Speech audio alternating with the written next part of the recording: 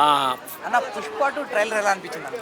Pushpa 2 trailer కంటే కానీ Pushpa theme అందరికీ కూడా జనాల నాడి బాగా పట్టిరు వాళ్ళు. జనాల నాడి అంటే జనాలకు ఏది నచ్చుతుంది, జనాలకు ఏది నచ్చదు. పుష్ప 2 ట్రైలర్ కంటే కూడా ఒక సాంగ్, ఐటమ్ సాంగ్ రిలీజ్ అయింది చూసారా, ఆ సాంగ్ని 3 పార్ట్లు రిలీజ్ చేశారు. ఫస్ట్ కొంచెం, నిన్న కొంచెం చేశారు, మళ్ళీ 24th సండే రోజు కూడా కొంచెం చేస్తున్నారు. కానీ అంటే జనాల నాడి బాగా తెలిసింది అన్నమాట. కాబట్టి సినిమా మాత్రం చాలా బాగుంటుంది. ట్రైలర్ మాత్రం సూపర్ ఉంది. సూపర్ అంటే మొత్తం మాస్ మసాలా, ఇక తగ్గేదేలే అన్నట్టు చాలా బాగుంది మాస్. అంటే ఎవరైతే చాలా ఎక్స్పెక్టేషన్స్ పెట్టుకున్నారు పుష్ప అవును 2 అవును. ఆ ఎక్స్పెక్టేషన్స్ రీచ్ అయినట్టుంది అసలు almost cinema blockbuster hit అని అందరూ అంటున్నారు. కానీ సినిమా రిలీజ్ అయిన తర్వాత చూద్దాం. ఓకే. మరి ఐటమ్ సాంగ్ ఎలా ఉండబోతున్నాను? ఐటమ్ సాంగ్ అయితే సూపర్ ఉంటుంది. కిస్ గురించి ఉంటుంది పాట. 24th సాయంత్రం పూట రిలీజ్ అవుతుంది అది. అదే నేను చెప్పిన జనాల నాడి తెలిసి ఒక సాంగ్ని మూడు పార్ట్లో రిలీజ్ చేస్తున్నారు.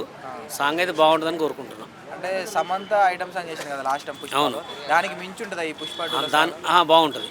దానికి మించి ఉంటుంది, చాలా బాగుంటుంది song. Okay. Allu Arjun dance ఎలా ఉండబోతుంది మరి? ఇక ఆయన తెలుసుగా, అల్లు అర్జున్ అంటేనే డాన్సరు. ఆయన సాంగ్ కానీ సాంగ్ అయితే ఒక రేంజ్లో ఉంటుందని నేను డాన్సింగ్ సాంగ్ మొత్తం అదిగా.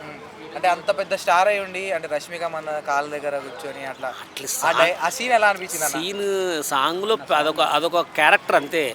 క్యారెక్టర్కి చిన్న పెద్ద చిత్కా ఉండదు. ఇప్పుడు కొరియోగ్రాఫ్ చేసే చిన్న మాస్టర్ అయినా ఒక హీరో కాళ్ళు ఎందుకు మొక్కుతారంటే అంతే. ఆ సెట్ వర్క్ అక్కడ కామన్, అది అవన్నీ పట్టించుకోరు. చిన్న పెద్ద ఏముండదు. షూటింగ్ హిట్ అయిందా, ఆ క్యారెక్టర్ హిట్ అయిందా అని చూస్తారు. అంటే శ్రీలీల మంచి డాన్సర్ అన్న, మరి అల్లు అర్జున్ గారు అంటే అట్లా ఏముండదు. సాంగ్కి తగ్గట్టు అంటే డాన్సర్ అంటే ఇరగదీసేది ఏముండదు. ఆ బీట్కి తగ్గట్టు స్టెప్స్ ఉంటాయి, చేస్తే వాళ్ళిద్దరు కలిసి సేమ్ మూమెంట్ చేస్తారు, లేకపోతే కొంచెం చేంజ్ ఉంటుంది. డామినేట్ చేస్తారా మరి అల్లు అర్జున్ గారు? డామినేటింగ్ చేసేది ఏముండదు, ఇద్దరు సేమ్ స్టెప్స్ ఉంటాయి అంతే. అంటే మీరు డ్యాన్స్ మాస్టర్ గారు, వీళ్ళిద్దరు ఎవరు డ్యాన్స్ బాగా వేస్తారు? జూనియర్ ఎన్టీఆర్ బాగా వేస్తారు.